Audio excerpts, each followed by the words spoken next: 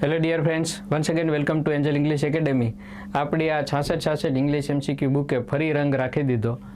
બુકમાંથી અને Angel English એપમાંથી આજે જે આપણે પેપર સોલ્યુશન લેવા જઈ રહ્યા છીએ, જે કઈ તારીખનું છે કે 4/4/2021ના સન્ડેના લેવાયેલી પરીક્ષા સર્વેયર મોજણીદાર GSSSB ગુજરાત ગૌણ સેવા પસંદગી મંડળ દ્વારા એની અંદર આવેલા બધા જ પ્રશ્નો છે એ ડાયરેક્ટલી યા ઇનડાયરેક્ટલી આપણી એપમાં એન્જલ ઇંગ્લિશ એપ અને 66 ઇંગ્લિશ MCQs બુક, ઓલમોસ્ટ તો બુક જ માંથી બધું થોડુંક ડાયરેક્ટલી થોડુંક ઇનડાયરેક્ટલી પરંતુ બધું કવર થઈ જાય છે. તો મજાના પ્રશ્નો છે, થોડાક ટ્વિસ્ટ કરીને પૂછ્યા છે અને સરસ મજાના એના સોલ્યુશન્સ આપણે લઈએ. બરાબર. Question number 1. Mr. Banerjee became ખાલી જગ્યા principal of this college in 1960. તો આ પ્રશ્ન મિત્રો ગુજરાત ગૌણ સેવા પસંદગી મંડળમાં એડિશનલ આસિસ્ટન્ટ એન્જિનિયર સિવિલ જે 7/2/2021ના લેવાયેલી પરીક્ષામાં પૂછાયેલો અને એમાં પ્રો આન્સર કીમાં ડી જવાબ માન્ય છે. આપણી એપમાં આ પ્રશ્ન ચડી ગયો છે, 66માં નથી આવ્યો હજુ. Lots of blanks. હવે 66 ઇંગ્લિશ MCQs બુકમાં અને એપમાં એવી પુષ્કળ ખાલી જગ્યાઓ અગાઉની પરીક્ષાઓની છે કે જેમાં આ બીકેમ શબ્દ હોય કે બીકમ શબ્દ હોય અને આ બે પછી જરૂરિયાત મુજબ એન કે ધ આપેલા હોય, આવતા હોય, ટૂંકમાં નિયમ મુજબ જે લાગુ પડતું હોય તે. હવે જે પ્રિન્સિપાલ છે આચાર્ય, તો એ જે તે ફિલ્ડના મુખી છે. પ્રિન્સિપાલ, હેડમાસ્ટર, કેપ્ટન, આ બધા જ પ્રેસિડન્ટ. તો એમાં નિયમ મુજબ હંમેશા આર્ટિકલ ધ જ આવવાનો છે, એટલે આપણે આ ખાલી જગ્યામાં અહીંયા પણ ધ જવાબ છે એ માન્ય રાખીએ છીએ. હવે આની આન્સર કીમાં જે આવે તે that we don't know. પરંતુ નિયમ મુજબ mister Banerjee became the principal of this college in 1960s. તો નિયમ મુજબ આર્ટિકલ ધ લાગશે આમાં. Next, question number 2. ખાલી જગ્યા men reach the age of 100 years nowadays. હા, હવે આ પ્રશ્નને સમજતા પહેલા આપણે કમિશનર ઓફ કોટેજ ઇન્ડસ્ટ્રીઝ એમાં ઓફિસ સુપ્રિન્ટેન્ડન્ટ 25/1/2015ના રોજ લેવાયેલી પરીક્ષા એનું પહેલા પ્રશ્ન જોઈએ. એ પ્રશ્ન આવો છે, વી કેન ફાઇન્ડ ખાલી જગ્યા persons who have reached the age of 100 years. આપણને એવા બહુ જ ઓછા લોકો જોવા મળશે કે મળી શકે કે જેઓ 100 વર્ષની ઉંમરે પહોંચ્યા હોય. હવે એમાં જે ઓપ્શન હતા એ લિટલ હતા, ફ્યુ હતા, અ લિટલ અને અ ફ્યુ. જવાબ એમાં આવે છે મિત્રો ફ્યુ. શા માટે? Why few? કે 100 વર્ષની ઉંમરે પહોંચવા વાળી વ્યક્તિઓ કેટલી હોય છે? નહીવત. નાવે ડેઝ. અત્યારે અગાઉના વર્ષોમાં 100, 200, 500 કે 5000 વર્ષ પહેલાં જે કંઈ 100, 200 કે 300 વર્ષ સુધી જીવતા હશે, દેટ વી ડોન્ટ નો. ત્યારની વાત અલગ છે, પરંતુ અત્યારના આ આપણા સરસ મજાના હાઈફાઈ ખોરાકો મુજબ અને જે જીવનશૈલી છે એ મુજબ 100 વર્ષે કોઈ પહોંચતું નથી. 70-80 એ સ્વાહા થઈ જતું હોય છે. તો ફ્યુ એટલે નહીવત. આ જવાબ માન્ય પણ આ રાખેલો હતો, નિયમ મુજબ પણ આ જ આવે.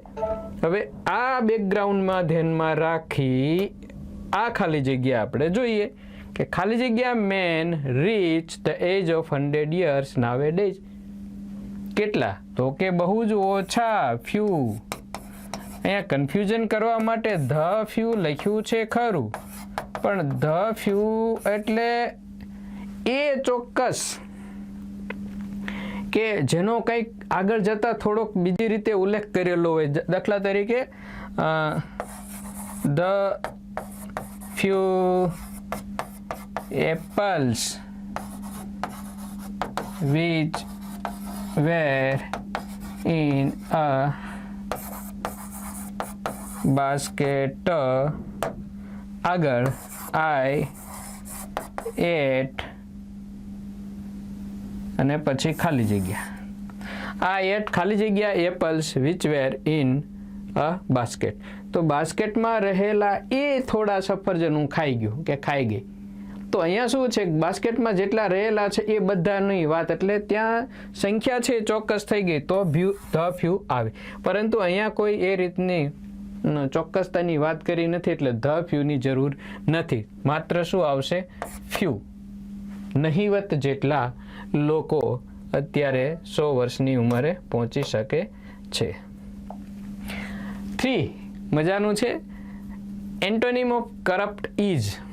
હવે આપણે આ પ્રશ્નને વિગતવાર એ સમજશું કે આના બધાના અર્થ શું થાય એની પહેલાં આપણે એક આ પ્રશ્ન જોઈ લઈએ. ગુજરાત ગૌણ સેવા પસંદગી મંડળ PO પ્રોબેશન ઓફિસર 15/12/2019 રોજ પૂછાયેલો. વિથ સમ ચેન્જીસ એટલે ઓલામાં સમ ચેન્જીસ, આ તો એજ ઇટ ઇઝ છે. પ્રશ્ન એવો હતો કે leaders are not always corrupt. Leaders are not always corrupt. Make affirmative એટલે કે હકાર બનાવો.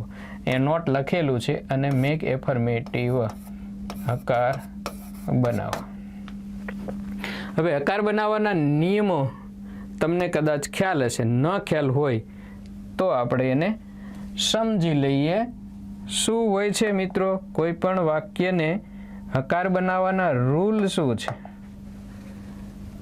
હકાર કે નકાર? આવી રીતે સામાન્ય રીતે હકાર કે નકાર બનાવો, એમાં એક વિરોધી શબ્દ લેવાનો હોય છે. વિરોધી શબ્દ પછી નકારવાળો ભાગ હોય એ કાઢી નાખવાનો, કા નકારવાળો ભાગ ઉમેરવાનો. નકાર બનાવવાનું હોય તો, અને હકાર બનાવવાનું હોય તો કાઢી નાખવાનું. માની લો કે આપણે એક્ઝામ્પલ સાવ સરળ લઈએ. He is clever. હવે આનો અર્થ બદલ્યા વગર એમ કીધું કે નકાર બનાવો, તો એનું નકાર આમ ન થાય. હી ઇઝ નોટ ક્લેવર, આમ ન થાય. એ ક્લેવરની જગ્યાએ શું લખવું પડે? ડલ. તે હોશિયાર છે, તે ડલ નથી, મતલબ તે ઠોઠ નથી, એટલે અર્થ એનો એ જળવાઈ રહ્યો છે. કદાચ આમ આપેલું છે કે હી ઇઝ નોટ ડલ, આ નકાર છે અને એનું હકાર બનાવવાનું છે, તો શું કરવું પડશે? ડલનું વિરોધી લગાડવું પડશે. અથવા તો આવી રીતે છે, હી કે શી ઇઝ નોટ રીચ, તે ધનવાન નથી. આનું હકાર બનાવો તો એનું હકાર થશે કે હી ઇઝ પુઅર. બરાબર, ખ્યાલ આવે છે? આઈ થિંક એનું હકાર એમ ન થાય કે હી ઇઝ રીચ, તો અર્થ બદલી જાય. એટલે હી ઇઝ પુઅર, તે ગરીબ છે. એટલે અર્થ જળવાઈ રહ્યો. અર્થ જળવાઈ રે એના માટે કરવું શું પડે છે? તો કે એક વિરોધી શબ્દનો યુઝ કરવો પડે. હવે આ બાબતને ધ્યાનમાં રાખી અને આ પ્રશ્ન જે અગાઉ પૂછાયેલો એનું હકાર બનાવવાનું છે, અને જવાબ છે leaders are sometimes non corrupt. આપણી બુકમાંય છે 66 ઇંગ્લિશ MCQ બુકમાંય છે, એન્જલ ઇંગ્લિશ એપમાં તો છે જ, કારણ કે 2019નો પ્રશ્ન છે. તો અહીંયા કરપ્ટનું વિરોધી શું બનાવ્યું છે? Non corrupt. આવું તો આપણા ધ્યાનમાં રહ્યું ન હોય, પણ અભ્યાસ કરવા બેસો એટલે આપણે જેમ સામાન્ય બોડી ચેકઅપ કરીએ એમ નથી કરવાનું. તમારે શું કરવાનું છે? એનું માઇન્યુટ MR કે ને પેલું શું કે એમ કરવાનું છે. એટલે એક વસ્તુને નિરીક્ષણ કરીને જોવાનું છે. તમારા મગજમાં ક્યાંક બેકગ્રાઉન્ડમાં વસ્તુઓ પડેલી હશે તો જુદી રીતે વ્યક્ત કરવાનું આવે, પરંતુ આ આપણને ખ્યાલ છે કે અચ્છા હા આમાં કરપ્ટ હતું ને, એનું નકાર બનાવ્યું, હકાર બનાવ્યું, ત્યારે નોટ કાઢી નાખ્યું અને કરપ્ટની જગ્યાએ શું શબ્દ લાગ્યો? નોન કરપ્ટ શબ્દ લાગ્યો છે. આને આપણે બેકગ્રાઉન્ડમાં રાખી અને હવે ફરી પાછું આ વાક્ય જોઈએ કે એન્ટોનિમ ઓફ કરપ્ટ ઇઝ, કરપ્ટનું વિરોધી ખાલી જગ્યા છે. તમને ખ્યાલ આવી ગયો. હવે કરપ્ટ છે એ વર્બ પણ છે, રિશ્વત લેવી, ભ્રષ્ટાચાર કરવો, અને એ એડજેક્ટિવ તરીકે પણ વપરાય છે. કરપ્ટ એટલે ભ્રષ્ટાચારી એવા, કરપ્ટિવ એટલે પણ ભ્રષ્ટાચારી, કરપ્ટેડ એટલે પણ ભ્રષ્ટાચારી. હવે નોન કરપ્ટ એટલે જે ભ્રષ્ટાચારી નથી તે. એન્ટી કરપ્ટ છે ને એ ખરેખર આખો શબ્દ આવો છે કંઈક, એન્ટી કરપ્શન અને પછી બ્યુરો કે આગળ કંઈક લાગે એન્ટી કરપ્શન, એ આખો શબ્દ એવી રીતે છે. એટલે એન્ટી કરપ્ટ છે એ કરપ્ટનું વિરોધી નથી. કરપ્શન થતું હોય એને રોકવા માટેની જે આખી સંસ્થા છે એને આપણે એન્ટી કરપ્શન બ્યુરો કે એ રીતે ઓળખીએ છીએ. પછી કરપ્શન, રિશ્વત એ નાઉન છે, કરપ્ટિવ એ એડજેક્ટિવ જ છે, નોન કરપ્ટ ભ્રષ્ટાચાર નથી કરતા એવાય he is corrupt officer, he is a non corrupt officer, right. He is a corrupt officer, he is a non corrupt officer. ભ્રષ્ટાચારી ન હોય તેવા. તો કરપ્ટનું વિરોધી શું લેશું આપણે? Non corrupt. આઈ થિંક કે તમે સમજી ગયા હશો. ચોથો પ્રશ્ન, the person who conduct sales at which goods are sold to the persons making the highest bid or offer is called. One word સબસ્ટિટ્યુશનનો પ્રશ્ન છે, આપણી બુકમાં તો છે જ, અને 2 વખત પૂછેલો છે. ગુજરાત ગૌણ સેવા પસંદગી મંડળના સિનિયર ક્લર્ક 2016માં, બિન સચિવાલય 2014માં, 21-12ની પરીક્ષા ને 26-6ની પરીક્ષા. આ ઉપરાંત SCL 2016માં છે જે એપમાં છે, નવી એડિશનમાં આ પ્રશ્ન હજુ આપણે નથી લીધો. શું છે કે એક એવી વ્યક્તિ કે જ્યાં માલ સામાનનું વેચાણ થતું હોય અને એ પોતે પાછું વેચાણ કરતો હોય અને વ્યક્તિઓને વેચતો હોય વસ્તુઓ, અને મેક્સિમમ ભાવ આવે એવો એ પ્રયત્ન કરતો હોય. આપણે પેલા સવારમાં શાક બકાલાના ત્યાં હોય જ છે ને એ. આ સિવાય ડિસ્કવરીમાં એક આવે છે પેલું બેગ્સ એન્ડ બેટલ્સ કે બેટલ્સ એન્ડ બેગ જેવું કંઈક છે, જેમાં બધી માલ સામાન વર્ષોનો ભેગો થયેલો હોય ને પછી એનું લીલામ કરતા હોય, એટલે લીલામી એમ તો થાય. તો લીલામી કરનાર એવો અર્થ એનો થાય. બાકી આપેલા શબ્દ જોઈએ અર્થ તો કંજરર એટલે બુકમાં આપણે મદ્યપાન કે એવું કંઈક લખાઈ ગયું છે, પણ કંજરર એટલે જાદુગર, ટૂંકમાં જાદુ કલા દેખાડનાર વ્યક્તિ એમ. બુરસાર કે બુરસર એટલે મહાવિદ્યાલયનો ખજાનચી, ચેરપર્સન એટલે મુખ્ય વ્યક્તિ, અને ઓક્શનર એટલે લીલામી કરનાર વ્યક્તિ. તો અહીંયા જે જવાબ આવે છે એ મિત્રો લીલામી કરનાર વ્યક્તિ આવે છે. લીલામ અને લીલામી થઈ એ તો આપણે સમજીએ છીએ, અને લીલામી એની લીલામી છે એટલે કે એ ભાવની બોલી બોલશે ને ઊંચા ભાવ જે આવશે એ વેચી નાખશે. 5 રૂપિયા 20, 25, 50, 100, 2000, લાખ, 5 લાખ એમ લીલામી થતી જતી. અને એમ હાઈએસ્ટ ભાવ આવે એનું જે આખું મેનેજમેન્ટ કરનાર વ્યક્તિ હોય, દેટ ઇઝ કોલ્ડ ઓક્શનર. ઓક્શનર દલાલી, લીલામી કરનાર. ડિસ્કવરી પર બેટલ્સ ઓફ બેગ્સ જોવા તો જોઈ લેજો ક્યારેક તમને ટાઈમ મળે તો. Question number 5, he went without knowing ખાલી જગ્યા or why he was going. હવે આ એઝ ઇટ ઇઝ ગુજરાત ગૌણ સેવા પસંદગી મંડળ સિનિયર ફાર્માસિસ્ટ 7/1/2020ની પરીક્ષામાં આ પ્રશ્ન પૂછાયેલો છે. હવે આ પ્રશ્નને સમજીએ એ પહેલા આપણે એક બીજો પ્રશ્ન સમજીએ. તમને આનાથી કન્સેપ્ટ ક્લિયર થાય મિત્રો, એટલા માટે. ગુજરાત ગૌણ સેવા પસંદગી મંડળની પ્રોબેશન ઓફિસર 15/12/2019ના રોજ લેવાયેલી. શું છે? The cubs follow the lion and lioness ખાલી જગ્યા ધે ગો. વોટ એટલે શું અને અથવા તો જે તે.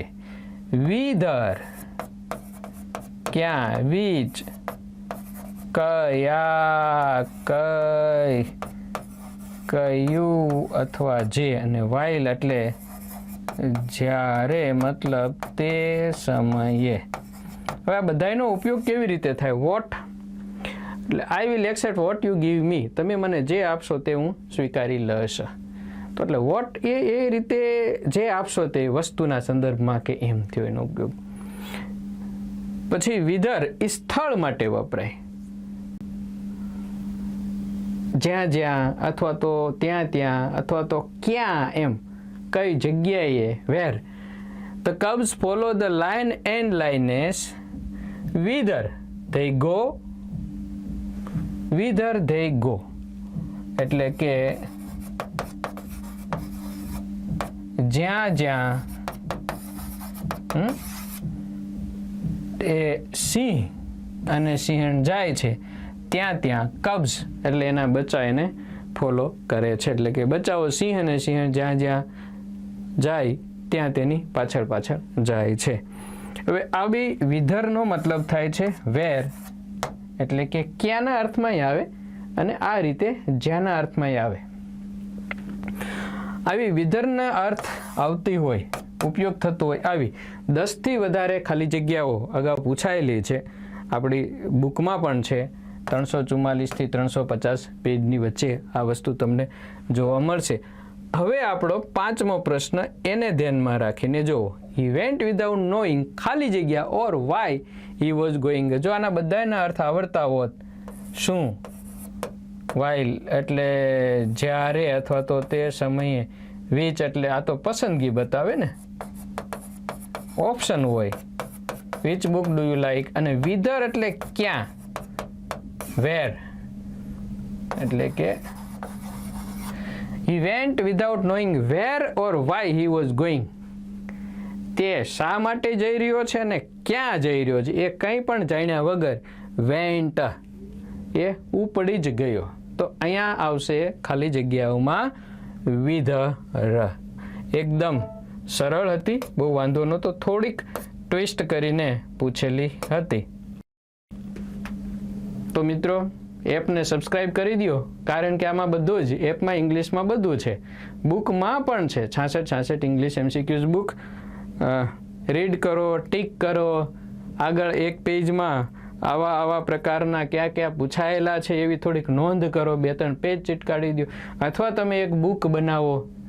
પણ એ ઓલમોસ્ટ તમારે જેટલું જરૂરી છે ઇંગ્લિશમાં એ ડાયરેક્ટલી ઇનડાયરેક્ટલી તમને આપણી આ 66 ઇંગ્લિશ MCQs બુકમાંથી મળી જવાનું છે. વિડીયો એપમાં પુષ્કળ છે, દરેક ટોપિક ઉપર છે, સોલ્યુશનના આપેલા છે. તો how much you need, more than enough તો આમાં છે મિત્રો. ચેનલ સબસ્ક્રાઈબ કરવાની બાકી હોય તો જલ્દીથી કરી દો, કોમેન્ટ કરો, પ્રશ્નો હોય તો મોકલો, વોટ્સઅપ કરો, બરાબર. જવાબ વોટ્સઅપમાં પણ આપીશું. It will take time but will reply. કોમેન્ટમાં પણ અમે તમને રિપ્લાય કરશું. તમારા માટે વર્ક કરી રહ્યા છીએ. આ એક્ઝામનો હજુ 5 તારીખે આનો વિડીયો બને છે, 4 તારીખે પરીક્ષા ગઈ છે અને 5 તારીખે બંને વિડીયો છે આપણે ગુજરાત ગૌણ સેવા પસંદગી મંડળની લેવાયેલી પરીક્ષાના એ અપલોડ કરી દઈએ છીએ. This is only and only for you dear friends. Okay, મળીએ નેક્સ્ટ વિડીયોમાં સરસ પાછા આવા ડીપમાં એનાલિસિસ કરતા. Thanks. Have a good day.